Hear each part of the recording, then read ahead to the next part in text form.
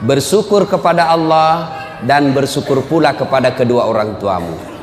Artinya ada anak remaja hitam jidatnya gara-gara sholat, hafal Quran, Senin Kamis dia puasa, tiap malam dia tahajud, malam Jumat dia itikaf di masjid, kemudian membersihkan masjid, ikut ngajar ngaji di masjid, tapi durhaka kepada kedua orang tuanya.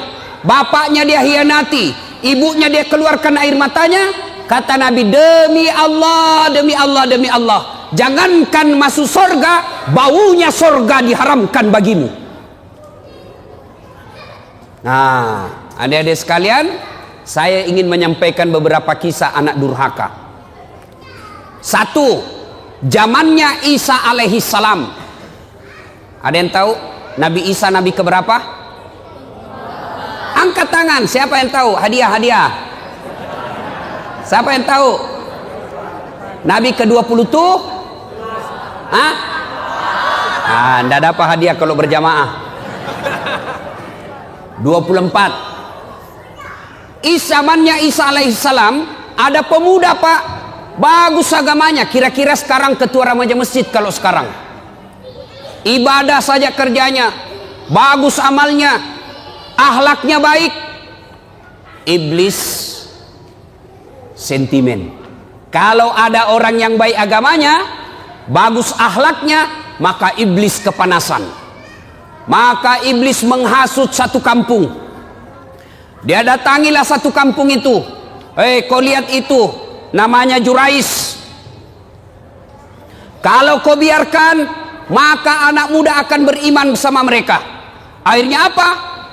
Rapat ini orang kampung. Saudara-saudara sekalian, bagaimana ini Jurais? Makin hari makin banyak yang simpati sama dia. Bagaimana caranya dihabisi ini? Ada yang usul, bagaimana kalau kita sogok dia duit? Tidak mempan, dia bukan mata duitan.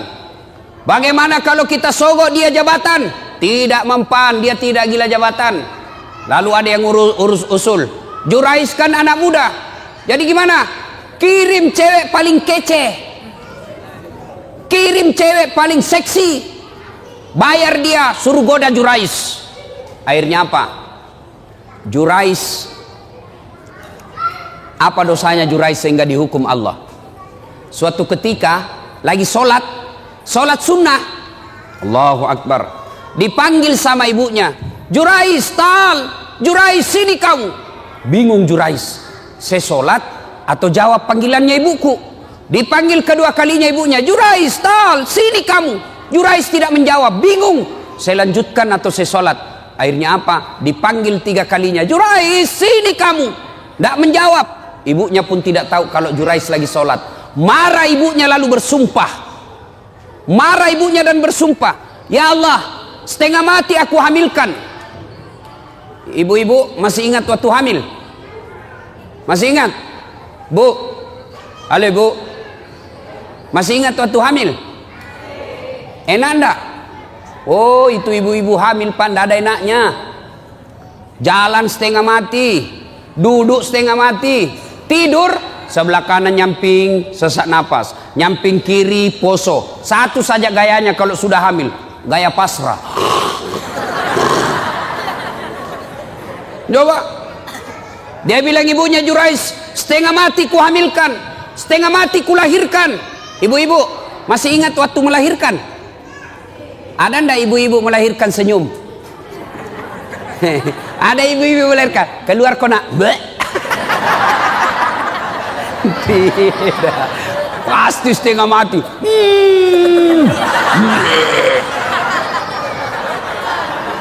Iya toh. Paling kalau bapak-bapak menderitanya, kapan bapak-bapak menderita? Ngidam. Kalau istrinya ngidam, sampai ada yang tanya sama saya, Ustadz, apa doanya supaya istri berhenti ngidam? Saya bilang, apa ngidamnya istrinya pak? Dia bilang, nanti dia bisa tidur kalau dia lihat saya duduk di atas lemari.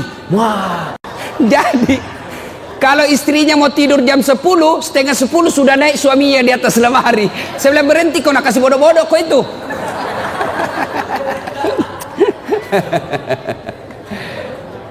Dia bilang ibunya, Jurais, setengah mati aku hamilkan, setengah mati aku lahirkan. Masa saya panggil dia tidak jawab? Ya Allah, keluar sumpahnya ibunya Jurais. Jangan mati Jurais sebelum ketemu orang jahat. Ibu-ibu, kalau ibu-ibu bersumpah, arasnya Allah bergetar. Maka ibu kalau marah sama anaknya, jangan sembarang sumpah. Ini ibu-ibu biasa kalau marah sama anaknya kan keluar sumpah-sumpahnya tidak enak. Kurang ngajar, setan. Nah bilang anaknya, bleh. Masa anaknya dibilang setan? Kurang ngajar, kambing. Bleh. Jadi ibu kalau marah sama anaknya, boleh marah tapi jangan keluar sumpah yang jelek-jelek. Boleh keras suara tapi sumpahnya yang bagus-bagus. Ih, anak saya kurang ajar betul. Mudah-mudahan kau jadi ustadz seperti Dasat Latif. Boleh sumpah seperti itu. Mudah-mudahan kau jadi dokter yang soleh. Sumpah seperti itu. Jangan sumpah yang tidak enak. Kurang ajar. Mudah-mudahan tabrak kau beca. Betul lah beca. Saudara yang saya hormati, pendengar di Facebook saya berada di Masjid At-Taubah Kota Batam. Ini ada santri di sini penghafal Quran, kurang lebih 150 orang. Mudah-mudahan santri-santri ini menjadi pemimpin bangsa Indonesia, supaya bangsa Indonesia bersih dari koruptor, bersih dari pembohong. Masih mau kok?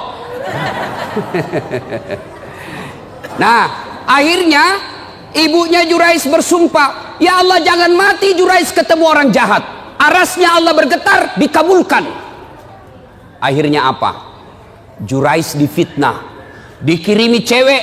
Jurais dalam masjid, ini cewek datang, dia goda Jurais. Jurais, ayo kita main. Kata Jurais, haram, gratis, haram, gratis, haram. Tidak seperti anak Indonesia, haram, gratis, ayo Pak Dek.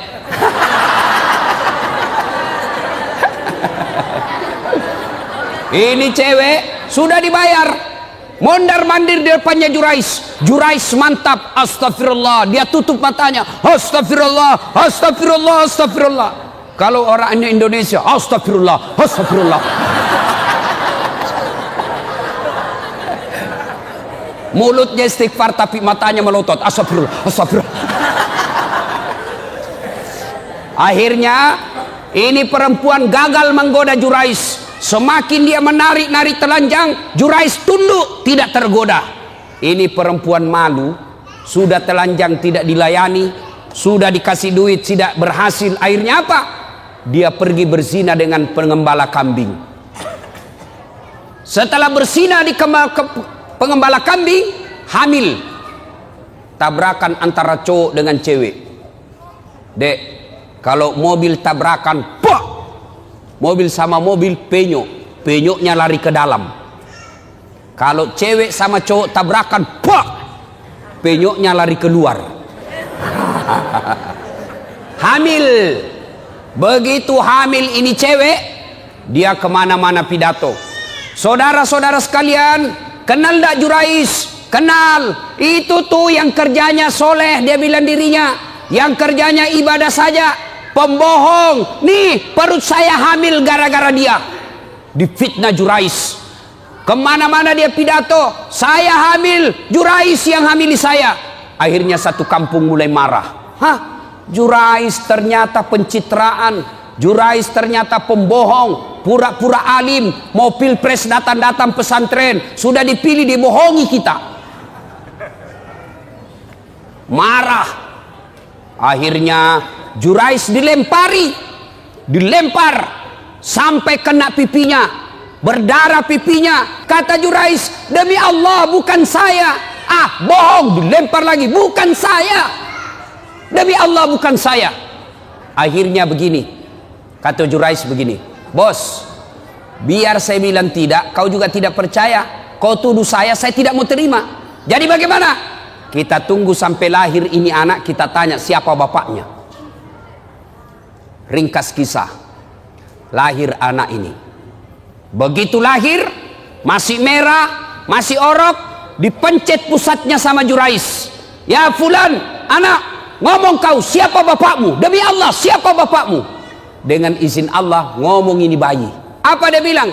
Bapakku bukan Jurais, bapakku pengembala kambing di tetangga desa. Apa dia bilang Jurais? Ku bilang memang bukan saya. Akhirnya Jurais bebas dari tuduhan itu. Coba adik-adik sekalian, Jurais, pemuda yang taat beribadah, dihukum oleh Allah gara-gara apa? Ibunya lagi memanggil dan ibunya pun tidak tahu anaknya lagi sholat. Itulah sebabnya ada 11 kewajiban anak kepada orang tua. Satu diantaranya adalah menjawab panggilannya. Ustadz, bagaimana kalau kita lagi sholat Ustadz, dipanggil sama ibu? Maka kalau dia laki-laki, misal baco, orang Bugis itu kalau anak laki-laki baco. Kalau perempuan ece. Banyak orang Bugis di sini? Banyak. Jago ini orang Bugis Pak. Kemana-mana saya ketemu orang Bugis. Saya ke Pulau Kijang, banyak orang Bugis. Saya ke Guntung, banyak juga orang Bugis. Saya pergi pelosok Kalimantan Timur, ketemu banyak juga orang Bugis. Saya pergi Singapura, ada Bugis Street. Saya pergi Sabah Sarawak, banyak juga orang Bugis. Begitu saya masuk penjara, banyak juga orang Bugis. Penceramah juga malam ini orang Bugis juga. Wah. Ibu bapak saudara-saudara sekalian, Jurais dihukum oleh Allah gara-gara apa? Dipanggil ibunya, dia tidak menjawab padahal dia lagi sholat. Nah, bertanyalah orang, Ustadz, kalau lagi sholat dipanggil ibu, bagaimana caranya menjawabnya? Kalau dia laki-laki, Rahman, maka jawabnya Allahu Akbar. Panggil lagi, Rahman, Allahu Akbar. Tapi kasih tahu ibunya dulu. Besok-besok ibu, kalau ibu panggil saya Rahman, saya bilang Allahu Akbar, berarti saya lagi sholat. Karena kalau ibunya tidak tahu masalah agama, Rahman, Allahu Akbar, kurang ajar. Dipanggil dia takbir. Oh Rahman, Allahu Akbar, kurang ajar betul ini anak. Itu tapi jangko juga pura-pura bos. Dia tidur, Rahman, Allahu Akbar. Padahal dia tidur, wah dongok-dongok.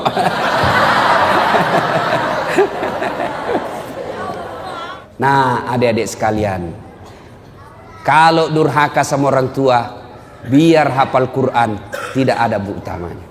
Tapi saya yakinnya, ini adik-adik semua nih yang hadir di sini, saya yakin masuk hafal Quran, salah satu tujuannya karena ingin membahagiakan orang tua.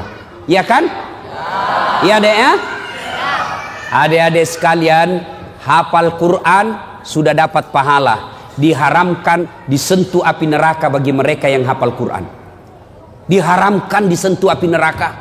Yang kedua, dengan hafal Quran, maka adik-adik sekalian akan memberikan jubah ke ibunya nanti di akhirat.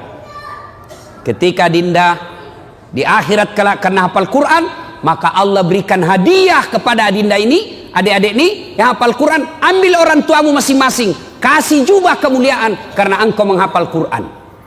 Maka bapak-bapak, ibu-ibu yang ada anaknya hafal Quran, bahagia bapak-bapak. Ada orang bangga kalau anaknya pintar bahasa Inggris. Ustadz, itu tetangga saya hebat Ustadz. Masih kelas 1 SMP sudah hafal, sudah pandai bahasa Inggris. Kelas 3 dia sudah lancar bahasa Inggris. Apa hebatnya? Banyak yang pintar bahasa Inggris pak. Mana buktinya? Bapak jalan ke Inggris, anak-anak di Inggris bahasa Inggris semua pak. Betul, saya tidak main-main pak. Itu anak-anak di sana baru belajar bicara sampai pikun bahasa Inggris semua pak.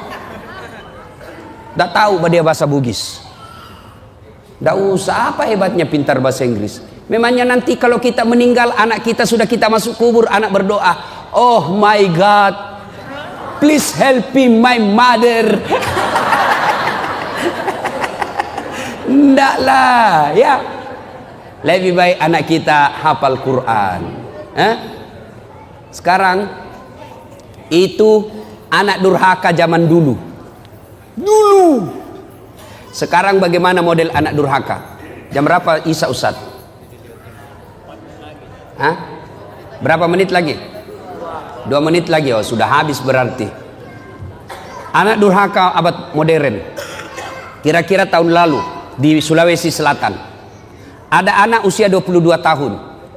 Lepas dari di apa itu opname karena dia penyakit diabetes. Masuk di opname, keluar opname, besoknya langsung mau pergi naik motor. Dilarang sama ibunya. Nah, kau baru keluar dari rumah sakit makan ongkos. Kalau kau keluar sakit lagi kamu, jangan kau keluar nak. Saya mau keluar, dilarang sama ibunya. Marah ini anak, dia tempeleng ibunya. Ditempeleng ibunya, dilihat sama bapaknya. Kurang ajar ini anak. Mamanya ditempeleng. Datang bapaknya, dia pukul, melawan ini anak. Bapaknya usia 60 tahun, ini anak usia 22 tahun. Duel berkelahi. Jatuh bapaknya, pingsan, dia seret masuk ke gudang, dia cungkil 2 belah mata bapaknya. Meninggal bapaknya, Pak. Meninggal bapaknya. Tangkap sama polisi. Beberapa hari kemudian meninggal juga ini anak, tidak ada yang mau solati. Sempat ribut di medsos di Sulawesi Selatan. Anak durhaka zaman sekarang. Apalagi anak durhaka. Saya mau pergi ceramah di Sulawesi Selatan, mau pergi takziah. Tiba-tiba ada ibu-ibu menangis. Ustadz, tolong datang ke rumah saya, Ustadz. Nangis, Ustadz, tolong bantu saya. Kenapa ibu? Tenangkan ibu, tarik nafas. Tenang ibu. Meninggal suamiku, Ustadz. Tolong datang ke rumah, saya tidak tahu urus bagaimana cara. Saya bilang, bagaimana? Mana semua anak-anaknya? Anakku sibuk semua, Ustaz. Saya datanglah ke rumah itu. Begitu saya datang di rumahnya, saya bilang, Bu, mana nomor teleponnya anaknya? Saya minta nomor telepon anaknya, lalu saya teleponlah anaknya yang pengusaha di Samarinda. Orang kaya di Kalimantan. Tabe, Daeng, meninggal bapaknya. Apa kata ibunya, bapaknya? Daeng, ada berita duka, meninggal bapaknya di Makassar. Apa kata anaknya? Oh, sudah lama memang sakit itu bapakku, Ustaz. Jadi saya bilang, jadi bagaimana Deng? Ditunggu atau tidak? Apa jawabannya? Tidak usah ditunggu, Ustaz. Biar saya pulang tidak merubah keadaan. Jadi bagaimana? Silakan kirim SMS nomor rekeningnya Pak Ustaz. Biaya pemakaman dan pengurusan jenazah saya transfer, Ustaz saja yang ngurus. Anak durhaka, Pak. Bapak mau punya anak seperti itu? Mau punya anak seperti itu? Tentu tidak mau. Mau punya anak yang soleh dan soleha? Mau punya anak yang soleh dan soleha? Masukkan ke pondok anak kita. Coba kalau anak kita di pondok, Pak. Coba anak kita di pondok, sholat 5 waktunya berjamaah, makannya jelas halal, ucapan-ucapannya jelas tidak pernah bicara kotor, jelas dia tidak akan tersentuh oleh yang bukan muhrimnya, makanannya bagus, meskipun barangkali tempe, meskipun ala kadarnya, tapi halal. Tapi kalau anak kita di luar, mungkin di rumah makanannya ayam, tapi kalau dia keluar rumah, apa yang dimakan? Narkoba, lem pox, lem Korea. Ibu bapak saudara-saudara sekalian, banyak hal yang ingin kita sampaikan, tapi waktu Isya yang telah sampai. InsyaAllah lain waktu dan kesempatan kita lanjutkan. Adik-adik sekalian, inilah tausiah kita, mudah-mudahan ada manfaat. Kalau ada yang masih mau menyimak ceramahnya Pak Ustadz, ibu-ibu, adik-adik, bapak-bapak, silakan simak ceramah saya di YouTube. Tulis saja nama saya, Das'at Latif, keluar itu ceramah saya yang ratusan. Nah, sudah klik satu, nah, sudah keluar ceramah, jangan lupa kasih tanda begini. Jangan begini ya, jangan begini. Yang begini, kalau ada orang ustadz dia kasih begini, dia cari kau nanti malaikat. Kenapa kasih begini Ustadz dasar? Ya, atau kalau mau yang lebih bagus, kasih subscribe. Wah. Itu di YouTube. Atau follow Ustadz Das'at di Instagram. Nama Instagramnya Das'at Latif 1212. Das'at Latif 1212. Like and share. Demikian, mudah-mudahan ada manfaat. Insya Allah lain waktu dan kesempatan kita akan lanjutkan. Terima kasih jamaah dan pemirsa saya di Facebook. Mudah-mudahan kehadiran Anda di tempat ini, melihat ceramah saya manfaat, dan insya Allah mampu diamalkan dalam kehidupan sehari-hari. Demikian, lebih dan kurangnya mohon dimaafkan. Nun wal kalami misrun billahi fisabilil haq. Assalamualaikum warahmatullahi wabarakatuh.